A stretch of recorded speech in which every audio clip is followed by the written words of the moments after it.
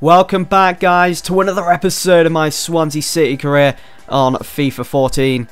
Now, as I mentioned in my last episode, with the transfer window coming up, I want to, in a way, refresh the squad and, in a way, start over again by selling a couple of players that I've bought in the past that I don't think are working out and bring in some new blood and just, in a way, start over again, even though we're in the middle of the season. At the start of January, I only had 8 million to play with. It's not that much, but you can possibly sign one decent player for that. So I need to find a way to generate money, and that means selling players. As you saw at the start of this episode, I accepted a bid from Aston Villa for Chico Flores, 1.8 million. Villa, they should be happy with themselves. They got an absolute bargain. He is a top player. It's just not working out. Chico doesn't really fit into any of my plans at the moment. You know, I'm pretty satisfied with my back four. I've got Ashley Richards, who's doing a fantastic job as a right back. Joel Matip, absolute rock, beast of a player. I definitely recommend some of you guys signing him up if you haven't already in your career mode. And I am using Carl Bartley a lot as well as another centre-half. And he's coming to the team and pretty much taken over from Ashley Williams. And speaking of Williams, he is still in the team. I might have to offload him. I don't want to because he is a Swansea legend. But if I'm not using Williams, I might as well offload him, save us a bit of money, put some money aside for new players in the future. Or maybe I just leave Williams on the payroll at Swansea, extra squad depth, and he's also a player that is experienced and someone that I can call on in the future if Matip or Bartley were to pick up an injury. And you know full well that as soon as he's picked for the starting 11, he's always going to put in a great shift as that centre-half. He was my captain for 2 seasons with this career mode save here on FIFA 14. So anyway, this game against Man City that you guys have been watching since the start of this episode, it was so crucial. It was a must-win. You know, we've got a good record against City. We've beaten them a couple of times in the past. But Man City, they were looking to set that record straight, and when they're on a mission, there's just no stopping them. It was Andros Townsend with the mistake, went for the fancy flick, trying to look for his former Tottenham teammate Tom Huddleston, but they just closed him down so much that they collected the ball and ran it into the box and got that first goal of the game. It was so unfortunate because I thought that we played so well, definitely played better than City. Now, I'm not just saying that. I mean, we retained possession of the ball like the Brazilians in their prime, maybe the Brazilian side of 2002. It was just fantastic. We outplayed City, we controlled the game, set it at our own pace, you know, so it was just unfortunate that we had to go one behind, but thankfully there was a determined Shelby on that pitch for Swansea, took advantage of those pockets of space in their back four and struck the ball, and it just went past Mandanda, and we were back on level terms with Man City. I would have been happy to come away with a solid point, but City, they were at it again. It was Nasri with the late goal which sealed the deal at the Liberty Stadium. Man City coming away with all 3 points, and I was very disappointed in that because I felt as though we could have got so much more from that game. So after that tough loss, I just wanted to focus more on the transfer side of things, see who I could possibly sell to generate some money, who I can bring in, and so on. I did receive an offer from Reddit for Michu worth 4.4 million.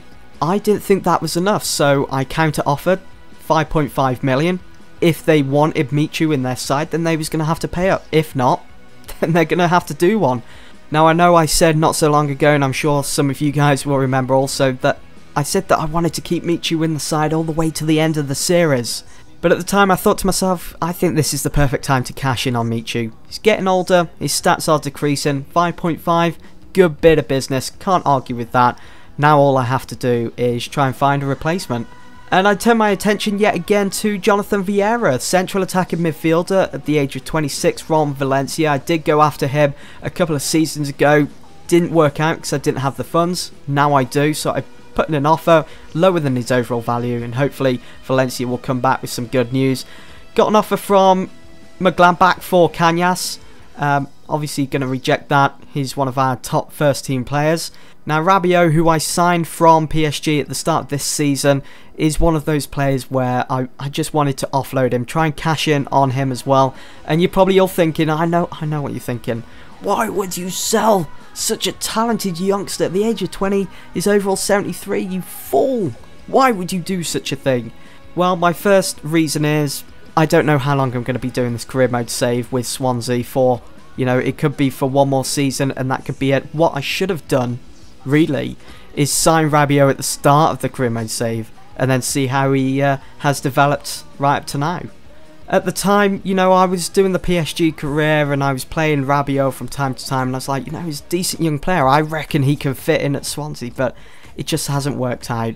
So whilst I was waiting to hear back from Sunderland about that offer, I simmed the game against West Brom. I know some of you guys are against that. At the time, I wasn't really feeling it. I didn't really want to play a game after losing against Man City, so I simmed it. Thankfully, we did win 3-1, and we didn't pick up any red cards or any injuries, so all was good. Then I heard back from Sunderland, and they said, well, we'll give you 1.7 million instead of 1.8. Cheapskates, they really are, but I accepted anyway. So Rabiot is off to Sunderland. I did offer Feyenoord 5 million for Bruno Martins Indy, even though their price tag for him was 5.5. Just trying to save that bit of money if I can.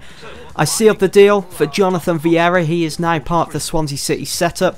And as you'll see in a minute, if you haven't already seen, Neil Taylor has accepted a contract at Newcastle, so he'll be leaving at the end of the season. So that's why I went after Bruno Martins Indy. I wasn't just signing him for the sake of it. And I managed to seal the deal for him as well. And there you go. Neil Taylor will be joining Newcastle when his contract expires. So that's a shame to see. I couldn't offer him a contract though. I was trying my best, but he kept rejecting. So he'll be off at the end of the season. And here's a shock deal for you guys. Josie Altidore from Sunderland at the age of 26. His overall rating 77. Not too bad. And Sunderland, they've got away with Rabiot from Swansea. They were going to have to do me a favour in return and accept my offer of 3.5 million for Altidore, which they did.